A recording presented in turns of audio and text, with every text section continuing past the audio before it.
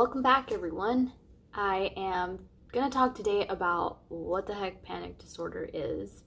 If you've Googled anxiety, you'll find that it ranges anywhere from generalized anxiety disorder to PTSD.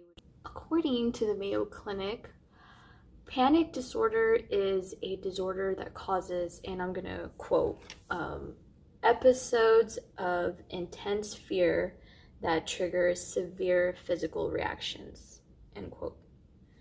But there's no real danger going on.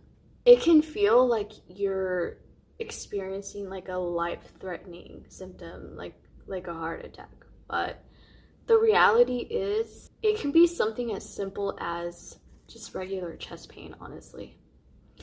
Symptoms include rapid heartbeat, chest or stomach pain, difficulty breathing, weakness or feeling dizzy, sweating, you get hot or cold chills, or you feel tingly, or you feel numb, like in the feet and hands.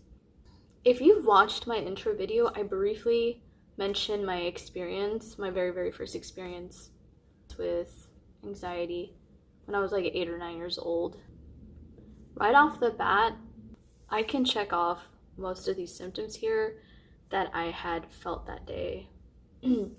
That day, it all started when my family and I were watching a super trippy sci-fi movie, and I clearly remember Matt Damon being in it, but I could be wrong. It was super trippy the whole time. I didn't realize that I was like on the edge of my seat, holding in my breath, and I started feeling like chills, and I started sweating. I was thinking to myself, I think I'm gonna die. Like, I think I need to tell my parents to call a freaking ambulance. I begged my mom. Like I mentioned in my intro video, they didn't, and I was fine. The reason they didn't is they just could not afford an ambulance, so sorry. They did go away. Like, I didn't really get anxiety after that, not as far as I can remember. It wasn't until high school that they started to get really intense, and my parents were actually concerned. So they did take me to see a doctor about it, and the thing is that even after several visits to the doctor, and after the blood work and all kinds of scans, they never found anything. And I can't blame anyone else but myself, because I lacked the capability to thoroughly describe my symptoms, and especially the emotions and the thoughts that came with them. That's what would have given it away that I had anxiety. The doctors would have been like, oh, this kid just has anxiety, give her pills and she can go home, right? But no, it was, There's nothing wrong with her. and I would just go home, and I remember feeling so frustrated and so sad that they could never tell me what was wrong with me. And I'd started feeling scared that it would happen again, and my parents were probably just gonna be like, oh. Also, though, and bless her heart, don't come at my mama, but she failed to mention that anxiety and depression runs in the family, and she had it. I later found out the reason why she didn't say anything was because she wanted to protect me. And like I said, let's not judge here. We all know that no matter how hard parents try, they just can't be perfect. When I started college, these episodes became a little more sparse. College was less stressful than high school was for me.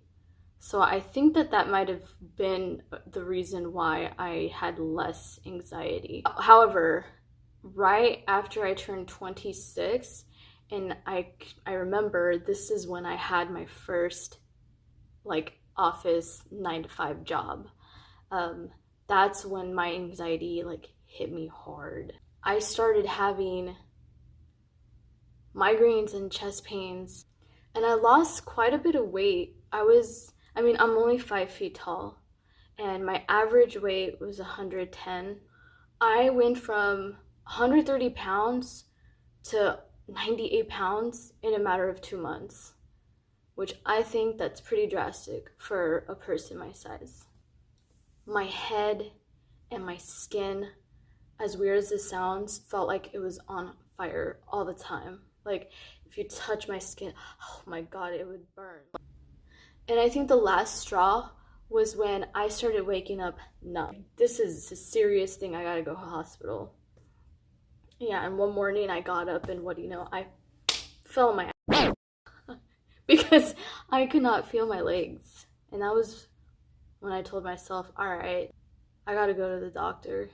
I had already been to the doctor about my symptoms, but I had missed my appointments and stopped going for some dumb reason.